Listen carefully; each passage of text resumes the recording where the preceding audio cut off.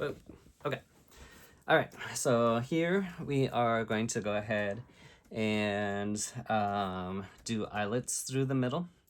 Eyelets are not a difficult thing to do, um, but you always want to make sure if you're working on a project like a blanket that the number of stitches you have in your row is an odd number. Most most patterns that you do will prefer an even number plus one. So let's use my fingers as an example. Let's say our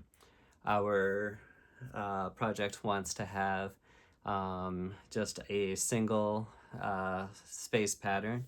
It's going to go crochet, chain, crochet, chain, crochet, chain, crochet, chain.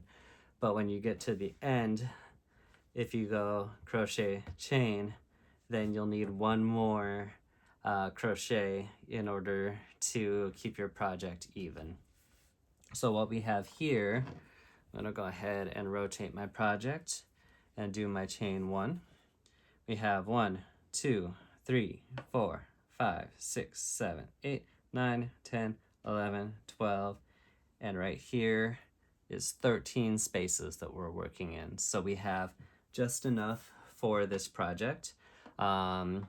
If we needed to, we could pretty seamlessly make one more stitch to even it all out.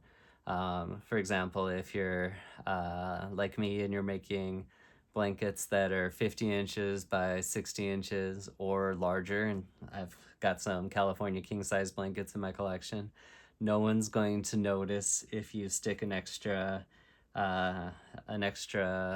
stitch right in here to make what you need to do work out. But for this, we're gonna go ahead and do double crochets and chains, starting off with a double crochet. So we chained one here. We turned our project around already. We're gonna yarn over, insert into this space, yarn over, 3 on the hook, yarn over, pull through 2, yarn over, pull through 2. Now for this one, we're not going to insert into this space at all, and that's going to create our eyelet. But instead of to make a holding spot for us, we're going to go ahead and chain one. So chain one, and then here will be our next double crochet to keep the eyelet looking like an eyelet. So we'll yarn over, insert, yarn over, 3 on the hook, yarn over, pull through 2, yarn over, pull through 2. As we can see there, we have a nice little space.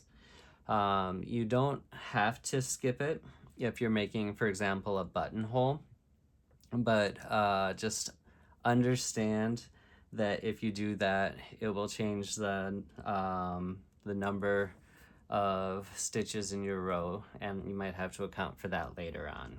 But we'll go ahead and make this delightful lace pattern all the way to the end, and then you'll see what we mean. And I'll go ahead and make another row after that so we can see how to give it a nicer look. So let's go ahead and chain one, skip, and a double crochet. I'm not going to go through the whole mumbling because I don't have to. Another chain, skip, double crochet, chain one, skip,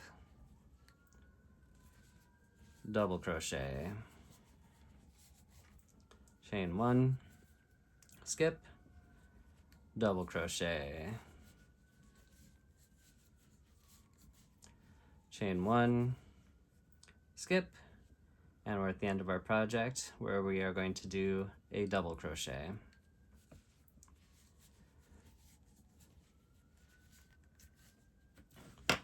So this looks cool. Obviously, we have eyelets going across the whole board. which is what we want.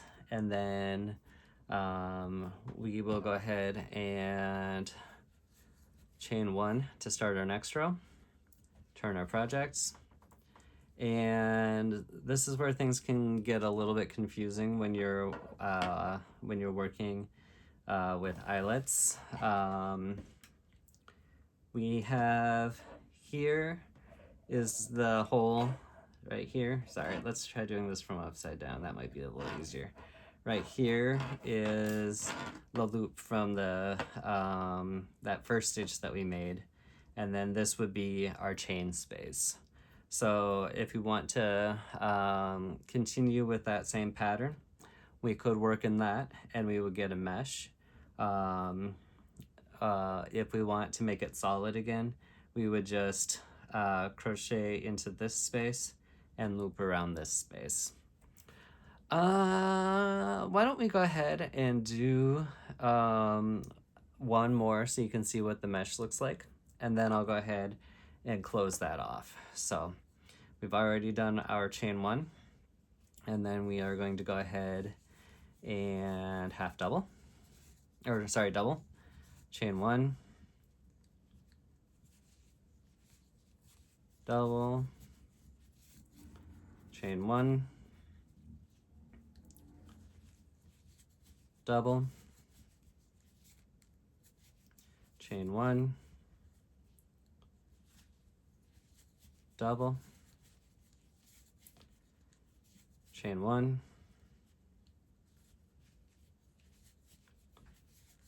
double, chain 1,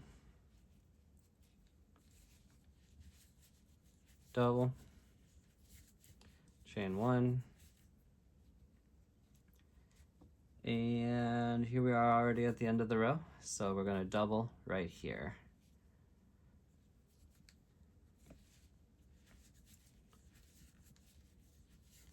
And then we'll chain 1, turn, and talk about it. So as we can see here, we have a nice little mesh pattern forming, almost like a little honeycomb. Because we inserted into this space here, that stitch is locked in place, so we don't have to worry about it wiggling the whole way. If we were to have inserted the stitch right here instead of here, it could shift along your chain, which is not a problem. It might not be what you want. So you have options. Just understand that each part of the process will have a different effect. Now for this one, we'll go ahead and work solid across that. So we are going to work into our little loops here, but then we're also going to loop in underneath here to equal out the number of stitches. So we're going to go ahead and double crochet across, and then we're going to go under here, catch it, pull under, and our normal crochet, or normal double crochet, and again, and under, as we can see here. Once more, and again, and again, and again.